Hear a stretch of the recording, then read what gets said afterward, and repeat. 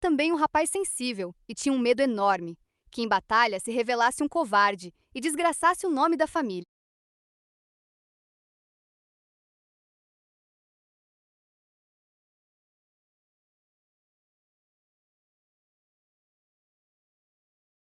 Patton teve seu primeiro gostinho de batalha em 1918, aos 32 anos, durante a ofensiva aliada em Argonne, na Primeira Guerra Mundial. Ele comandava uma divisão de tanques. Em um determinado momento, durante o combate, Patton conseguiu liderar alguns homens da infantaria americana para uma posição no topo de uma colina que dava para uma cidade estratégica-chave. Mas o fogo alemão os forçou a se proteger. Viram logo que tinham caído em uma armadilha. Se recuassem, ficariam sob tiroteio de posições nas laterais da colina. Se avançassem, cairiam diretamente em uma bateria de metralhadoras alemãs. Se todos iam morrer, como parecia a Patton, melhor morrer avançando. Na hora que teve de liderar as tropas para o ataque, entretanto, Patton foi tomado de um intenso medo. O corpo tremia e as pernas pareciam gelatina. Em uma confirmação de seus maiores temores, ele havia perdido o sangue frio. Naquele instante, olhando as nuvens por trás das baterias alemãs, Patton teve uma visão. Ele viu seus ilustres ancestrais militares, todos fardados, olhando firme para ele. Pareciam estar convidando-o a se juntar a eles, a companhia de heróis de guerra. Paradoxalmente, a visão desses homens teve um efeito calmante sobre o jovem Patton. Convocando voluntários para segui-lo, ele gritou: "É hora de outro Patton morrer!" A força tinha voltado às pernas. Ele se ergueu e avançou em direção às armas alemãs. Segundos depois, Patton caiu, atingido na coxa, mas sobreviveu à batalha. Desde então, mesmo depois de se tornar um general, Patton fazia questão de visitar as linhas de frente, expondo-se desnecessariamente ao perigo. Ele se testava repetidas vezes. A visão que teve de seus ancestrais permaneceu como um estímulo constante, um desafio à sua honra. Cada vez ficava mais fácil enfrentar seus temores. Parecia a seus colegas generais e a seus próprios homens que ninguém tinha mais presença de espírito do que Patton. Eles não sabiam o quanto de sua força era um produto da força de vontade. A história de Patton nos ensina duas coisas. Primeiro, é melhor enfrentar seus medos, deixar que venham à tona, depois ignorá-los ou recalcá-los. O medo é a emoção mais destrutiva para a presença de espírito, mas ele se alimenta do desconhecido, que deixa a nossa imaginação correr frouxa. Ao se colocar intencionalmente em situações nas quais é obrigado a enfrentar o medo, você se familiariza com ele e sua ansiedade se torna menos aguda. A sensação de superar um medo profundamente enraizado, por sua vez, lhe dá confiança e presença de espírito. Quanto maior o número de conflitos e situações difíceis em que você se colocar, mais testada para a batalha estará a sua mente. Segundo, a experiência de Patton demonstra o poder motivador de uma noção de honra e dignidade. Cedendo ao medo, perdendo a presença de espírito, você coloca em desgraça não só a si mesmo, sua autoimagem e sua reputação, como também sua companhia, sua família, seu grupo. Você derruba o espírito comunal. Ser líder de um grupo, por menor que ele seja, lhe dá um motivo para viver. As pessoas o observam, julgam você, dependem de você. Perdendo a serenidade, ficaria difícil para você conviver consigo mesmo. Tenha confiança em si mesmo. Não há nada pior do que se sentir dependente dos outros. A dependência o deixa vulnerável a todos os tipos de emoção: traição, desapontamento, frustração, que destroem seu equilíbrio mental. Era uma vez uma raposa que nunca tinha visto um leão, mas um dia ela se viu frente a frente com uma dessas feras. Nesta primeira ocasião, ela ficou tão aterrorizada que achou que ia morrer de medo. Ela o encontrou de novo, e desta vez também se assustou, mas não tanto como da primeira vez. Mas na terceira ocasião, ao vê-lo, ela na verdade reuniu toda a coragem para se aproximar dele e conversar. Esta fábula mostra que a familiaridade atenua nossos medos. Fábulas, Esopo, século V a.C. Nas palavras dos antigos, deviam-se tomar decisões no espaço de 7 fôlegos. Lord Takanobu disse: "Se o discernimento demora, ele estraga." Lord Naoshige disse: Quando as coisas são feitas muito devagar, 7 de 10 delas sairão erradas. Um guerreiro é uma pessoa que faz as coisas rapidamente. Quando sua mente está aqui e acolá, o discernimento jamais chegará a uma conclusão. Com um espírito intenso, fresco e rápido, você faz seus julgamentos no espaço de 7 fôlegos. É uma questão de ser determinado e ter o espírito para atravessar direto para o outro lado. Hagakure, o livro do samurai, Yamamoto Tsunetomo, 1659 a 1720. No início da Guerra Civil Americana, o general Ulysses S. Grant, futuro comandante supremo dos Exércitos do Norte, sentiu que estava perdendo sua autoridade. Seus subordinados transmitiam informações imprecisas sobre o terreno por onde ele estava marchando. Seus capitães não seguiam suas ordens. Seus generais criticavam seus planos. Grant era um estoico por natureza, mas com o controle de suas tropas diminuído, ele perdeu o controle de si mesmo e começou a beber. Grant tinha aprendido sua lição na época da campanha de Vicksburg, em 1862 a 63. Ele mesmo percorreu o terreno, estudando-o em primeira mão. Ele mesmo examinou os relatórios do serviço secreto. Deu ordens mais precisas, ficando difícil que seus capitães zombassem delas. E uma vez tendo tomado uma decisão, ele ignorava as dúvidas de seus colegas generais e confiava em suas convicções. Para conseguir que as coisas fossem feitas, ele passou a confiar em si mesmo. Seus sentimentos de impotência se dissolveram, e bem como eles, todas as emoções concomitantes que haviam arruinado sua presença de espírito. Ter autoconfiança é crítico. Para depender menos dos outros e dos assim chamados especialistas, você precisa expandir seu repertório de habilidades e confiar mais no próprio julgamento. Compreenda, nós tendemos a superestimar as habilidades alheias. Afinal de contas, eles estão se esforçando para parecer que sabem o que fazem, e a subestimar as nossas. Você precisa compensar isto confiando mais em você mesmo e menos nos outros. Mas é importante lembrar que ter autoconfiança não é se sobrecarregar com detalhes insignificantes. Você deve ser capaz de distinguir entre as coisas pequenas que é melhor deixar para os outros e questões maiores que exigem atenção e cuidado. Tenha paciência e boa vontade para com os tolos. John Churchill, Duque de Marlborough, é um dos generais de maior sucesso da história. Um gênio da tática e da estratégia, ele possuía uma tremenda presença de espírito. No início do século XVIII, Churchill foi com frequência o líder de uma aliança de exércitos ingleses, holandeses e alemães contra as poderosas forças da França.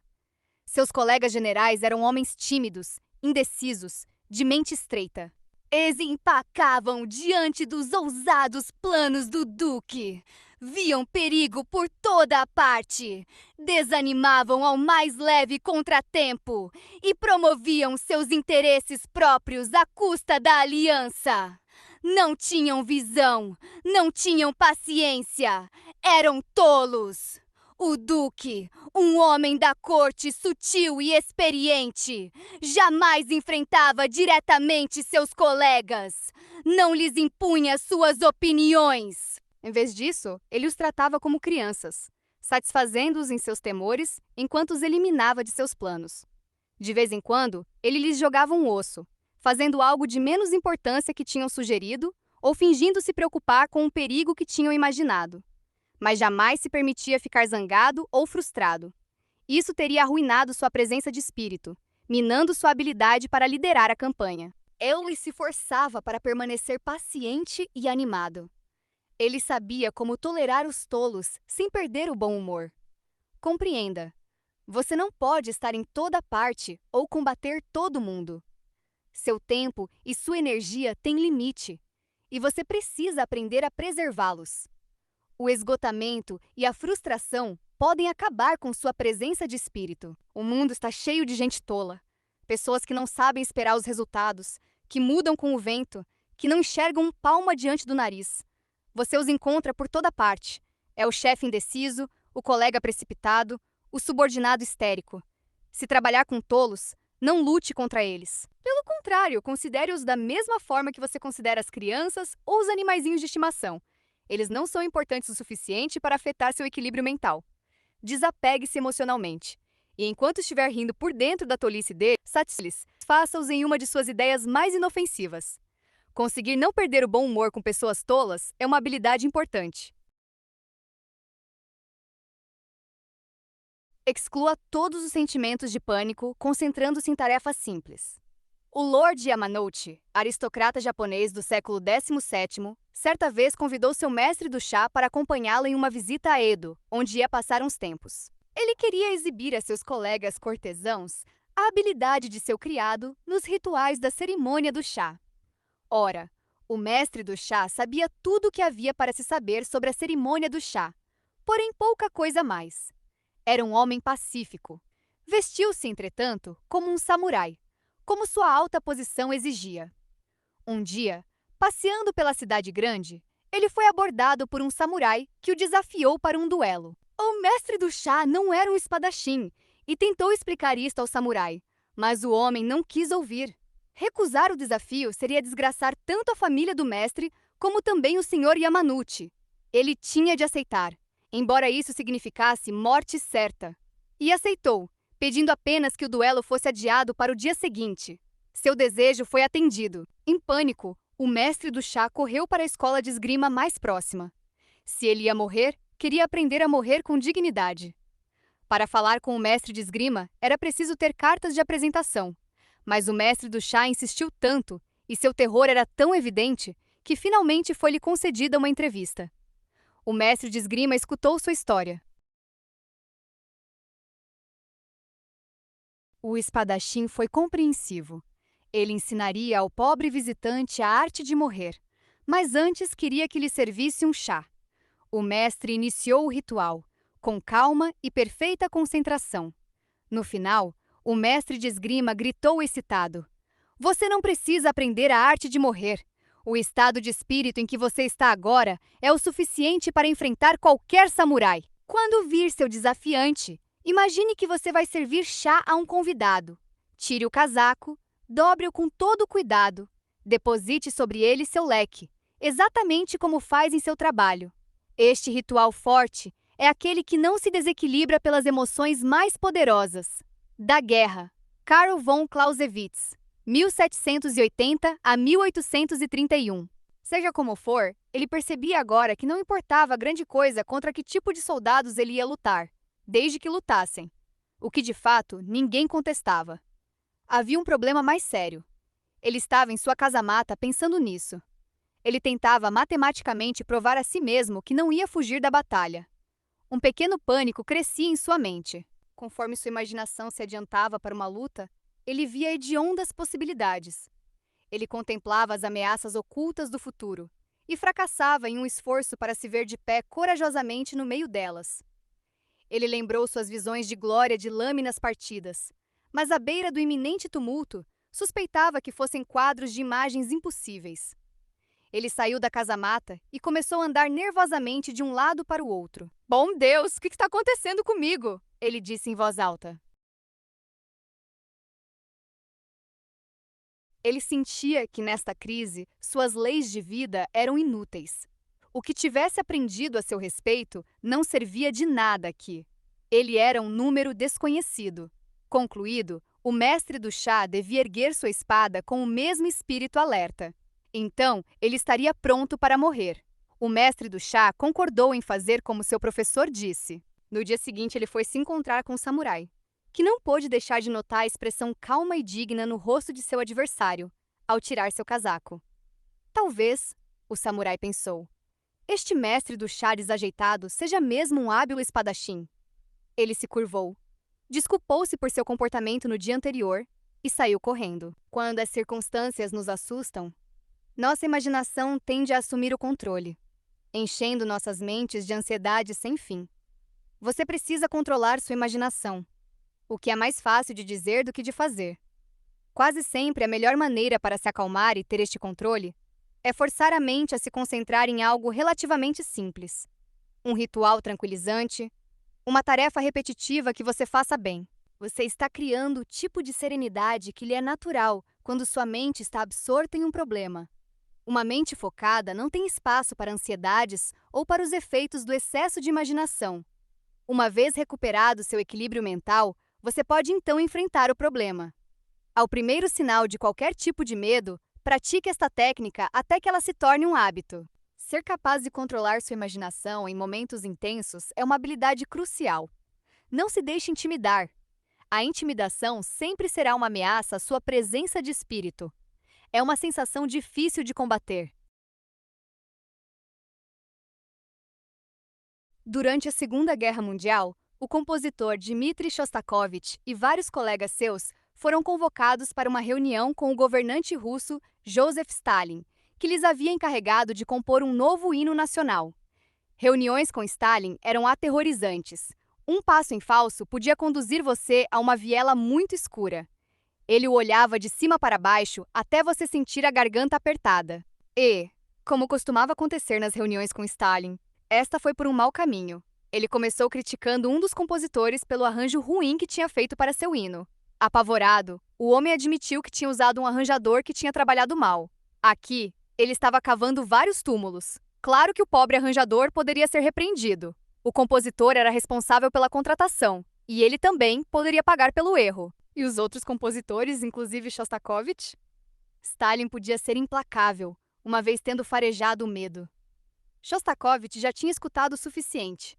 Era tolice, disse, culpar o arranjador, que estava principalmente cumprindo ordens. Então, com muita sutileza, ele mudou de assunto. Se um compositor devia fazer suas próprias orquestrações. O que Stalin pensava a respeito? Sempre ansioso para provar seus conhecimentos, Stalin engoliu a isca. Passou o perigo. Shostakovich manteve sua presença de espírito de várias maneiras. Primeiro, em vez de se deixar intimidar por Stalin, ele se forçou a ver o homem como ele era: baixo, gordo, feio e sem imaginação. O famoso olhar penetrante do ditador era apenas um truque, um sinal da própria insegurança. Segundo, Shostakovich enfrentou Stalin falando com ele normalmente e de forma direta. Com suas atitudes e tom de voz, o compositor mostrou que não estava intimidado. Stalin alimentava-se do medo. Se você, sem ser agressivo ou imprudente, não demonstrasse medo, em geral ele o deixaria em paz. A chave para continuar não se deixando intimidar é convencer-se de que a pessoa que você está enfrentando é um mero mortal, em nada diferente de você. O que de fato é a verdade.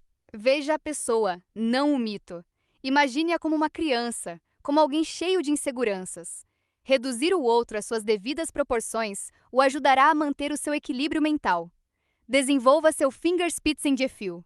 A presença de espírito depende não só de sua habilidade mental para socorrê-lo em situações difíceis, mas também da velocidade com que isso acontece.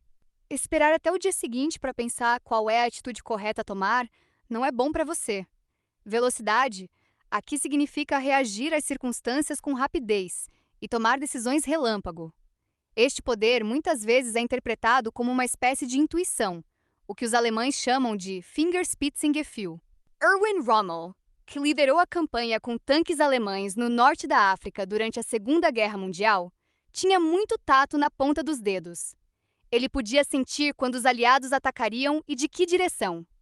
Ao escolher uma linha de avanço, ele tinha um extraordinário sentido para a fraqueza de seu inimigo. No início de uma batalha, ele intuía a estratégia de seu inimigo antes que ela se desenrolasse. Para os homens de Rommel, seu general parecia ter um talento para a guerra, e ele possuía mesmo uma mente mais rápida do que a maioria. Mas Rommel também fazia coisas para intensificar sua rapidez, coisas que reforçavam sua intuição para a batalha.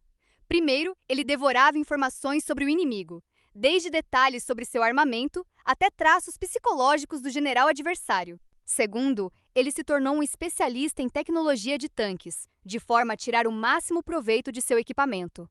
Terceiro, ele não só memorizava mapas do deserto da África do Norte, como o sobrevoava, com grande risco, para ter uma visão geral do campo de batalha. Finalmente, ele personalizava o relacionamento com seus homens. Tinha sempre uma noção de seu estado de ânimo e sabia exatamente o que esperar deles. Rommel não apenas estudava seus homens, seus tanques, o terreno e o inimigo.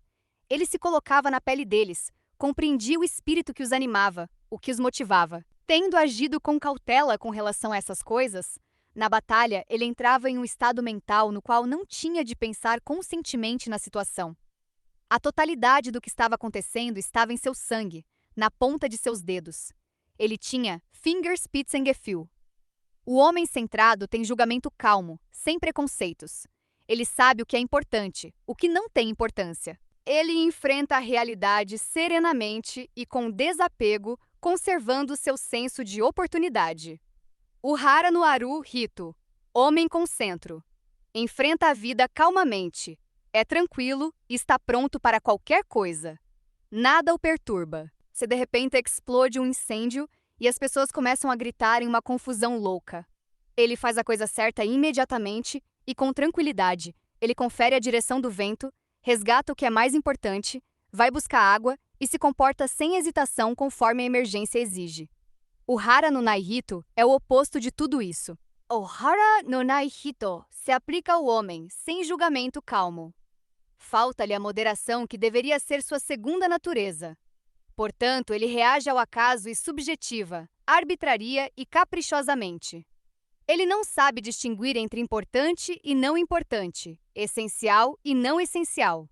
Seu julgamento não se baseia em fatos, mas em condições temporárias e se apoia em fundamentos subjetivos, tais como humor, caprichos, nervos. O Hara no Naihito é facilmente surpreendido. É nervoso, não por ser particularmente sensível, mas porque lhe falta o eixo interior que o impediria de ser lançado para fora do centro e que o capacitaria a lidar com situações de forma realista. Hara, The Vital Center. Carl Fried Graf von Durkheim, 1962. Tenha você ou não a mente de um Rommel, há coisas que você pode fazer para ajudá-lo a reagir mais rápido e despertar aquele sentimento intuitivo que todos os animais possuem. O conhecimento profundo do terreno permitirá que você processe informações mais rápido do que seu inimigo, uma tremenda vantagem. Ser sensível ao espírito de homens e materiais, entrar no pensamento deles em vez de vê-los de fora, ajudará a colocar você em um outro estado mental, menos consciente e forçado, mais inconsciente e intuitivo. Faça com que sua mente se habitue a tomar decisões relâmpago, confiando em sua sensibilidade na ponta dos dedos. Sua mente avançará em uma espécie de blitzkrieg mental, passando à frente de seus adversários antes que eles percebam o que os atingiu.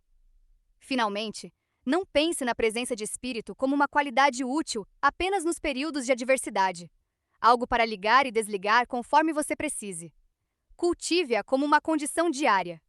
Segurança, destemor e autoconfiança são cruciais tanto na paz quanto na guerra. Franklin Delano Roosevelt mostrou sua tremenda firmeza mental e elegância sob pressão, não só durante as crises da Depressão e na Segunda Guerra Mundial, mas nas situações do cotidiano, ao lidar com sua família, seu gabinete, seu próprio corpo abalado pela poliomielite.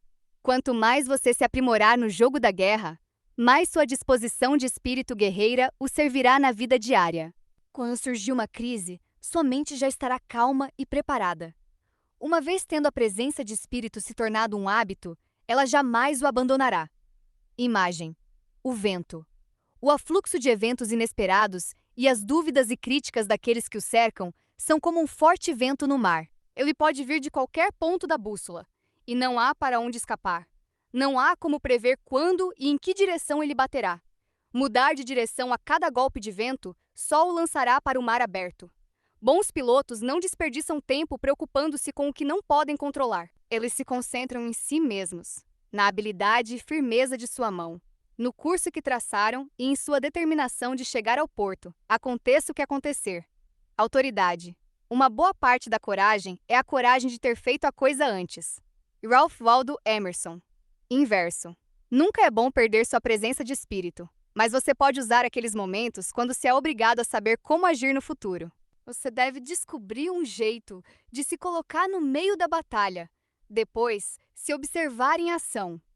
Procure as próprias fraquezas e pense como compensá-las. Pessoas que nunca perderam a presença de espírito estão, na verdade, em perigo. Um dia elas serão apanhadas de surpresa e a queda será cruel. Todos os grandes generais, de Júlio César a Patton, em algum momento perderam a calma e com isso se fortaleceram para recuperá-la. Quanto mais você perder seu equilíbrio, mais saberá como se corrigir. Você não quer perder sua presença de espírito em situações chaves, mas é uma atitude sensata encontrar um jeito de fazer seus inimigos perderem o rumo. Pegue o que faz você perder o equilíbrio e empurre para cima deles. Surpreenda-os. Nada é mais perturbador do que a necessidade inesperada de agir. Descubra quais as fraquezas deles, o que os deixa exaltados, e lhes dê uma dose dupla disso. Quanto mais emotivos eles ficarem, mais você os desviará do rumo.